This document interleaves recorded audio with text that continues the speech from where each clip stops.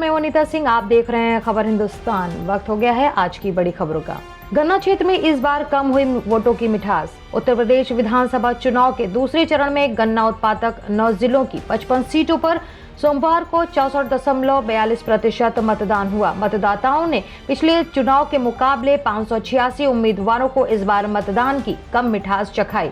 पिछली बार 65.53% मतदान हुआ था। इस बार सबसे अधिक 72.2% अमरोहा जिले में, जबकि सबसे कम 59.24% बदायूं जिले में मतदान हुआ है। अमित शाह समेत 3 बड़े नेता आज करेंगे जनसभा। दूसरे चरण के चुनाव के बाद अब मैनपुरी के सियासी संग्राम में दिग्गज नेताओं की एंट्री हो गई है। सोमवार को मुख्यमंत्री योगी आदित्यनाथ ने जनसभा से इसकी शुरुआत की। मंगलवार को केंद्रीय गृह मंत्री अमित शाह मैनपुरी में जनसभा को संबोधित करेंगे। प्रदेश के उप मुख्यमंत्री केशव प्रसाद मौर्य बरनाहल और किशनी क्षेत्र में जनसभाएं करेंगे। प्रत्याशियों की किस्मत ईवीएम में हुई कैद।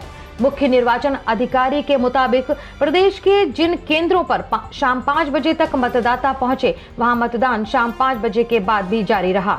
मतदान शांतिपूर्वक हुआ है। विभिन्न मतदान स्थलों से पोलिंग पार्टियां मतदान के बाद वापस लौटने लगी हैं।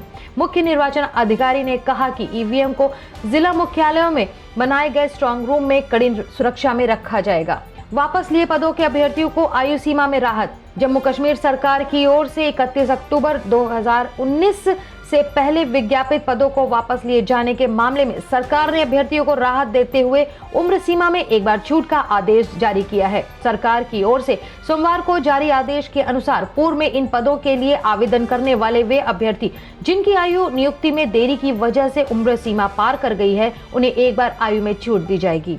आज से मौसम लेगा करवट। कुछ हिस्सों में बारिश व बर्फबारी के आसार। प्रदेश के कई जिलों में सोमवार को तेज धूप खिलने व मौसम साफ रहने से अधिक तापमान सामान्य से ज्यादा रहने से दोपहर को गर्मी जैसा एहसास होने लगा है। सुबह व रात को तापमान सामान्य या इससे कम रहने से ठंडक बरकरार है। मौसम विज्ञान केंद्र के अनुसार प्रदेश में 15 फरवरी से मौसम एक बार फिर करवट बदलेगा और 9 फरवरी तक मैदानी इलाकों में बारिश व पर्वतीय क्षेत्रों में बर्फबारी हो सकती है। मेढर में आतंकी ठिकाना ध्वस्त। तलाशी अभियान के दौरान हथियार हुए बरामद।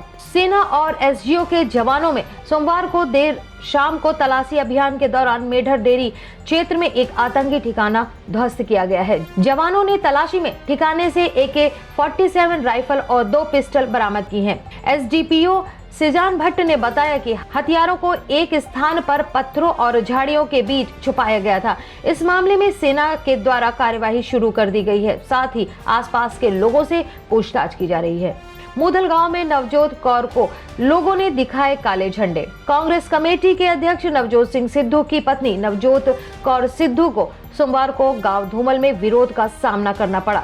कुछ लोगों ने काले झंडे दिखाकर उनका विरोध जताया। नवजोत कौर सिद्धू का उस समय विरोध किया गया जब वे गांव में अपने पति के समर्थन में चुनाव प्रचार के बाद वापस लौट रही थी।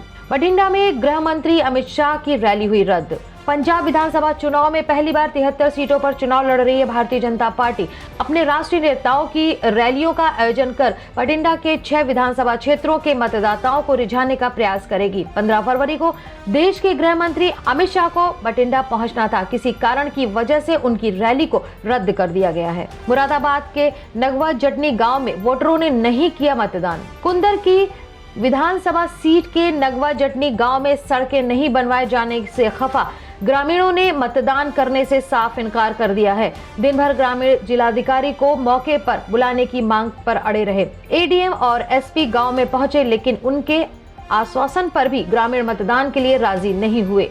सोमवार शाम मतदान का निर्धारित समय समाप्त होने के बाद पोलिंग पार्टी बैरंग लौट गई। सहारनपुर जिले की सभी सीटों का बदला समीकरण। सहारनपुर जिले की 7 विधानसभा सीटों पर सोमवार को मतदान के बाद माना जा रहा है कि नतीजे इस बार चौंकाने वाले हो सकते हैं।